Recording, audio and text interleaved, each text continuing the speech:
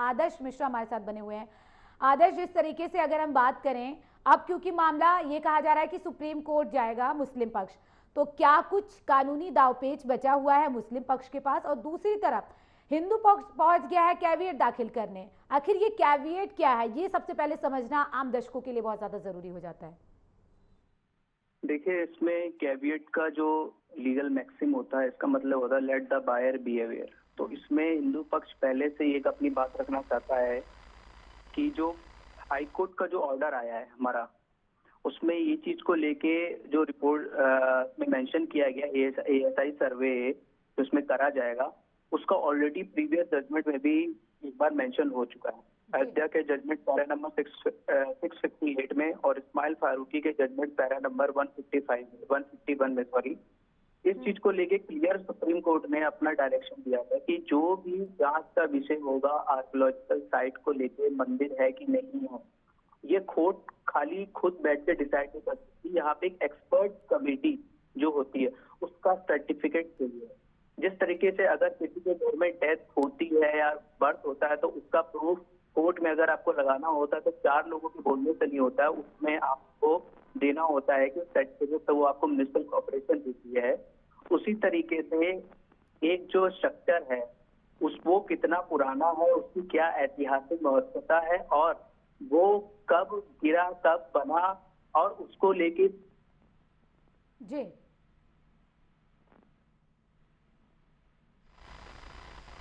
चलिए आदर्श जी, आपके पास लौटूंगी मैं। विजय घोसले जी हमारे साथ जुड़ गए हैं। विजय घोसले जी, सवाल यही है कि कई आपके पास मामले ऐसे जो है जुड़े आए होंगे, लेकिन सवाल ये हो जाता है कि एक तरफ मुस्लिम पक्ष जो है, आखिर क्यों इसको लेकर जो है एएसआई सर्वे को लेकर इतनी दिक्कत आ रही है मुस्लिम पक्ष के सामने, क्यों नहीं चाहते कि जो है ये जो एएसआई सर्वे है वो होना चाहिए? विजय घोसले से जिस तरीके से हम देख रहे हैं ये मामला काफी लंबा चला आ रहा है, ऐसे में जो है कानूनी दावपेच क्या कुछ बचे हुए हैं मुस्लिम पक्ष के लिए भी, हिंदू पक्ष के लिए भी? और सुप्रीम कोर्ट ने ही ज्ञानवापी के इसलिए जजमेंट दिया था जस्टिस चंद्रचूड़ ने, और उन्होंने सिविल सूट है, नहीं तो ये अभी कोई डिस्प्यूट चलता नहीं है। 47 का कानून है, बाबरी मस्जिद के बाद किसी भी मुस्लिम या हिंदू रिलीजन की जो मंदिर और मस्जिद है उसमें डिस्प्यूट कोई एंटरटेन नहीं होगा, ऐसा कानून है। बिल्कुल। लेकिन जस्टिस चंद्रचूड़ साहब ने, ये सिविल सूट है और उनको राइट है, सिविल राइट है, इसलिए वो एंटरटेन किया और नीचे चलाने कोर्ट में भेजा। तो नीचे के कोर्ट ने ऑर्डर करी कि एएसआई इन्वेस्टिगेट करेंगी, उसके खिलाफ वो सुप्रीम कोर्ट गए, वो हाई कोर्ट गए, वो यहां पे आ सकते हैं। लेकिन आप एक बात समझ लेना चाहिए कि कोर्ट क्या होता है। कोर्ट जो लिखते हैं वो जजमेंट है, तो कोर्ट के जजमेंट को सही या गलत ठहराना हमारा काम नहीं है। हमारा काम इतना है कि कोर्ट। दोनों खास मेहमान हमारे साथ बने हुए हैं। विजय घोसले जी, आप अपनी बात पूरी कीजिएगा। 1991 एक्ट के बारे में आप बातचीत कर रहे थे। नहीं, मैंने यही कहा कि कानून ने तो ये सभी डिस्प्यूट को अभी बंद किया है, सिर्फ बाबरी मस्जिद छोड़ के बाकी सभी डिस्प्यूट को बंद किया था। लेकिन हमारे जज साहब जस्टिस चंद्रचूड़ ने सोचा कि ये सिविल डिस्प्यूट है और सिविल राइट का तय कोर्ट करता है, इसलिए वो कानून होते हुए भी ये ज्ञानवापी के लिए अलाउ किया सुप्रीम कोर्ट ने। उसके मुताबिक सिविल सूट नीचे के कोर्ट में चल रहा है। कोर्ट कहता है कि ठीक है, हम सर्वे करेंगे। वो सर्वे के खिलाफ वो हाई कोर्ट गए, पहले सुप्रीम कोर्ट भी आए। सुप्रीम कोर्ट ने कहा कि हमारा काम नहीं, अभी वो ट्रायल कोर्ट और हाई कोर्ट में जाओ। बिल्कुल। तो हाई कोर्ट में गए और हाई कोर्ट ने कहा कि चलो एएसआई की सर्वे होने दो। तो इसीलिए वो सर्वे अभी उसके खिलाफ उनको सुप्रीम कोर्ट आना पड़ेगा। लेकिन मुझे लगता है कि अभी सुप्रीम कोर्ट ने जब ऑर्डर करी थी कि ट्रायल कोर्ट में सूट चलना चाहिए, तो सूट चलना है तो सूट तो कोर्ट के मुताबिक चलेगा ना। इनका डिस्प्यूट है कि वहां क्या है नीचे, और नीचे देखने के लिए तो सर्वे करना पड़ेगा जी। इसीलिए ये सुप्रीम कोर्ट ने ही वो 91 का 47 का कानून है उसको नजरअंदाज किया, या सिविल डिस्प्यूट है इसलिए उसको डिफरेंशिएट किया, जी। और डिफरेंशिएट करने के बाद ये सूट शुरू हुआ है। तो मुझे लगता है कि अभी सुप्रीम कोर्ट में इनको कुछ रिलीफ मिल सकती है, लेकिन इस जजमेंट के बावजूद मैं क्या कहता हूं कि आज का देश का माहौल भयंकर, देश संकट में है, और हमारी जुडिशरी जो है सुप्रीम कोर्ट, हाई कोर्ट यानी उच्च न्यायालय, सर्वोच्च न्यायालय, ये दुनिया में सबसे ताकतवर है। बिल्कुल। इतने हाई कोर्ट, सुप्रीम कोर्ट को किसी के पावर नहीं है।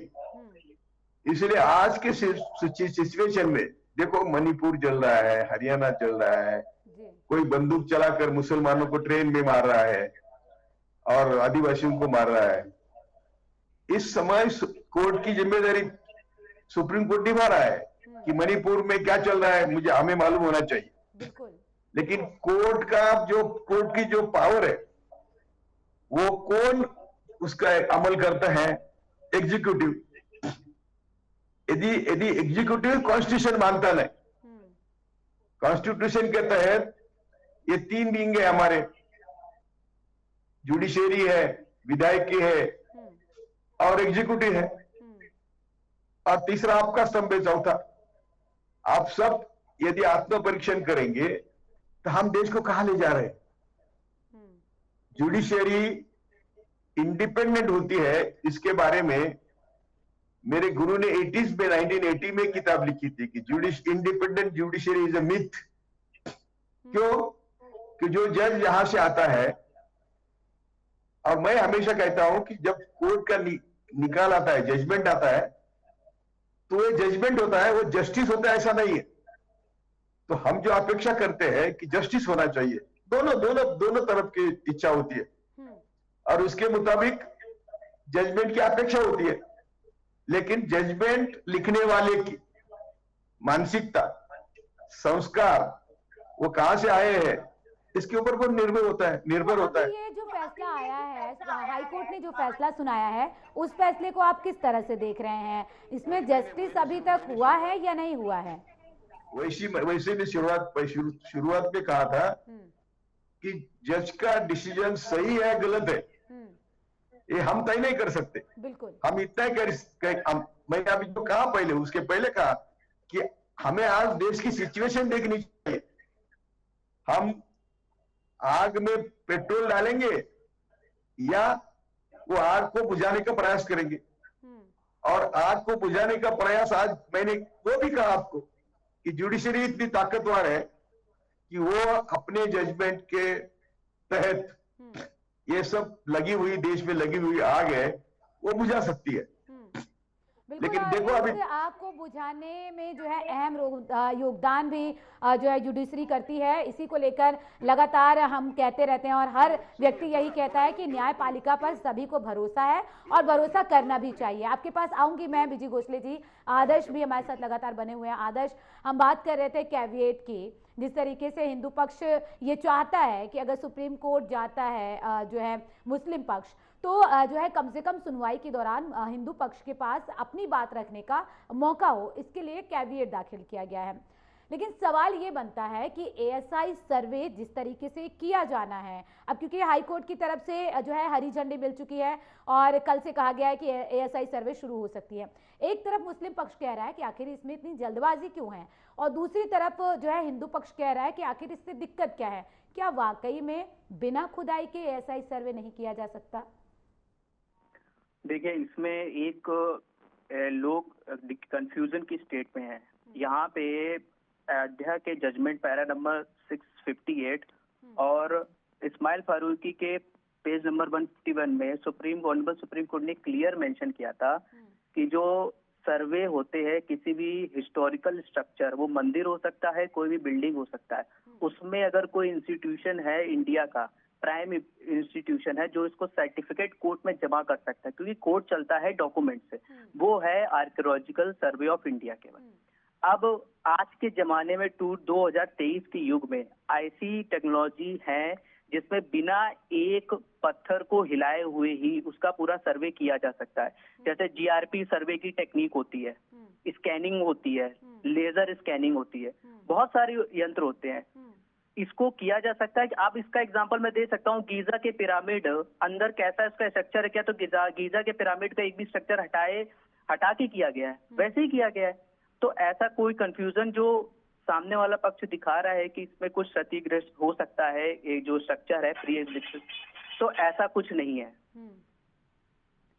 लेकिन आदर्श फिर सवाल ये उठता है कि जब जो है खुदाई के बिना भी सर्वेक्षण हो सकता है, तो फिर आखिर मुस्लिम पक्ष को किस बात का डर सता रहा है। खैर हम इस पर नहीं जाएंगे, लेकिन सवाल ये जरूर बनता है कि जो है दूध का दूध पानी का पानी होना चाहिए, क्योंकि ये जो है हिंदू और मुस्लिम ही नहीं बल्कि तमाम धर्मों के लिए कहीं ना कहीं एक सवाल खड़ा हो जाता है कि हमेशा से ही देश में क्या हिंदू और मुस्लिम ही चलता रहेगा क्या। ऐसे में हर कोई जो है फिर न्यायपालिका की तरफ रुख करता है। ऐसे केसेस के लिए एक कैसा मैसेज सेट होना चाहिए कि जो है ऐसी नौबत ही ना आए, खास तौर पर मंदिर और मस्जिद के मैटर को लेकर। देखिए, ये इस मंदिर और मस्जिद के मैटर में जो पहले भी बहुत सी ऐसी वॉइस आ चुकी हैं जिसमें कहा गया है कि ये मैटर्स कोर्ट में ना जाके आपसी समझौते से इसको तय किया जाए।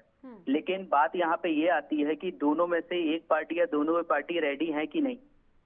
अयोध्या वाले जजमेंट में और इससे पहले भी 1992 में जो भी कुछ घटित हुआ उससे तय हो चुका है, दोनों पार्टी साथ में बैठने को तैयार नहीं है, चाहे जिसका भी पक्ष मजबूत हो तो कोर्ट में ही आएंगे।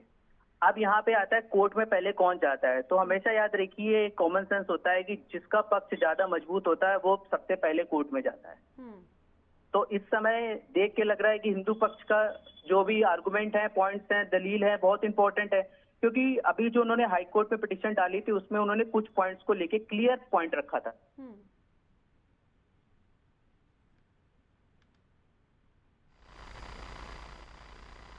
आदर्श जी, आपकी आवाज नहीं मिल पा रही है, आपके पास लौटेंगे दोबारा। बीजी घोसले जी लगातार हमारे साथ बने हुए हैं। बीजी घोसले जी, एक तरफ कुछ जो मुस्लिम पक्ष हैं वो लगातार एएसआई सर्वे पर जो है रोक लगाने की मांग कर रहे हैं, लेकिन दूसरी तरफ कई ऐसे मुस्लिम समुदाय हैं जो ये कह रहे हैं कि ये सर्वे हो जाना चाहिए। अगर ये सर्वे होता है, चीजें सामने आती हैं, तो इसमें किसी तरह की कोई दिक्कत नहीं होनी चाहिए। ये ऐसे जो सर्वे होते हैं, ऐसा जो डिसीजन आता है, इससे पैंडोरास बॉक्स खुल जाता है। और भी कई मंदिर होंगे, मस्जिद होंगे। एक बार एक डिसीजन आया, इसीलिए तो कानून लाया था ना कि भाई अभी ठीक है, हिंदू मुस्लिम के लिए एक बाबरी मस्जिद का डिस्प्यूट है, खत्म करो। बाबरी मस्जिद में भी सुप्रीम कोर्ट का जजमेंट है ना, सुप्रीम कोर्ट की मनाही थी स्ट्रक्चर को ढोने की, बिल्कुल हम टच नहीं करेंगे, ये प्रॉमिस दिया था। उसके बावजूद बाबरी मस्जिद ढोई गई, तो गुनाह किसने किया? जिन्होंने ढोई बाबरी मस्जिद उन्होंने गुनाह किया। सुप्रीम कोर्ट को ऑर्डर की धज्जियां उड़ाई, कानून व्यवस्था के धज्जियां उड़ाई। कॉन्स्टिट्यूशन का कहना है कि भाई जो भी पुराना स्ट्रक्चर है उसको जतन करना हमारा सबका काम है। ये सबकी धज्जियां उड़ाकर सुप्रीम कोर्ट ने वो जजमेंट दिया, ठीक है। अभी उसके बाद तो ये डिस्प्यूट बंद होना चाहिए ना। ये कितने दिन चलेगा? दूसरे भी कई उठ रहे हैं सर कि आखिर ये कब तक चलता रहेगा? जब कानून बना है उसके बावजूद जो है इस तरह से फिर मैटर एक के बाद एक सामने आएंगे, फिर इसके बाद कुछ दिन बाद कुछ और जो है मंदिर और मस्जिद को लेकर। आखिर ये दो समुदायों के बीच की जो ये तनातनी है, जो ये लड़ाई है, आखिर कब खत्म होगी? इसके लिए भी तो एक जो है, आपको क्या लग रहा है इसको लेकर भी क्या एक नया कानून आना चाहिए? कानून में किसी तरह का कोई संशोधन होना चाहिए जिससे इस तरह के कम से कम मामले सामने ना आए, दो समुदाय आमने सामने ना हो? सुनिए ना, इसलिए तो मैं बोल रहा हूं कि रोटी, कपड़ा, मकान, स्वास्थ्य और शिक्षा के बारे में हम दुनिया में सबसे नीचे है। कई मामले में बांग्लादेश से भी नीचे है, पर कैपिटा इनकम में नीचे है। तो हम ये कब तक करके रहेंगे? हम दुनिया के कंपैरिजन में, तुलना में कहीं भी नहीं है। अब ये इकोनॉमी की बात करते हैं कि हमारी 5वें नंबर पर इकोनॉमी है, 3 नंबर पे बात की इकोनॉमी है, लेकिन वास्तव क्या है? वास्तव पर कैपिटा इनकम में हम 138 नंबर पर। वो केवल अदानी अंबानी की संपत्ति बढ़ने से हमें क्या मिलता है? तो हम लोग सब, आपके माध्यम से मैं सबको विनती करता हूं कि अब ये हिंदू मुसलमान बंद करो, और विशेषता मैं हमारे सभी कोर्ट को विनती करता लोगों को हूं। भी तो जागरूक होना चाहिए, हिंदू मुस्लिम बंद करना चाहिए। अगर आप ये कहना चाह रहे हैं कि राजनीतिक पार्टियां इसका फायदा उठाती हैं, तो फिर ऐसे में लोगों को भी तो जो है समझदारी दिखानी चाहिए, वो बाहर ही बैठकर इन तमाम ऐसे मसलों पर हल निकाल लें। इसीलिए मैं आप सबको, मीडिया को पहले विनती करता हूं कि जब कावड़ जा रही है तो उनके हाथ में शस्त्र की जरूरत क्या है? ये ना शस्त्र हरियाणा में हुआ ना वो। दूसरी बात ऐसी है कि वो जो मुस्लिम है वहां के, वो सब राजपूत है। वो महात्मा गांधी ने जाके उनको कहा कि आप यहाँ रहिए, पाकिस्तान मत जाइए। तो अभी क्या उन्होंने गुनाह किया क्या? तो वैसे ही मैं ना हिंदू की बाजू लेता हूं, ना मुसलमानों की लेता हूं। ठीक है। मैं रोटी कपड़ा मकान की बात कर रहा हूं। जब तक हम रोटी कपड़ा मकान शिक्षा नहीं देंगे, लोगों को शिक्षा नहीं देंगे, तो हम दुनिया के पैमाने पे हम आगे कैसे बढ़ेंगे? बिल्कुल, ये आगे कहीं बढ़ना ना है कि कहीं नहीं? एक बहुत बड़ी समस्या है। इस समस्या का समाधान होना चाहिए। आप दोनों मेहमानों का बहुत शुक्रिया चर्चा में शामिल होने के लिए। माफी चाहूंगी, समय इतनी इजाजत देता है, लेकिन सवाल अभी भी लगातार यही बरकरार है कि एएसआई सर्वे होता है तो फिर इसके बाद क्या कुछ तस्वीर निकलकर सामने आती है। फिलहाल जिस तरीके से ज्ञानवापी को लेकर हाईकोर्ट ने अपना फैसला सुनाया है, ऐसे में कई तरीके के सवाल अभी भी बने हुए हैं कि मुस्लिम पक्ष के साथ साथ हिंदू पक्ष के पास क्या कुछ कानूनी दावपेच है। तमाम बातें निकलकर सामने आ रही हैं।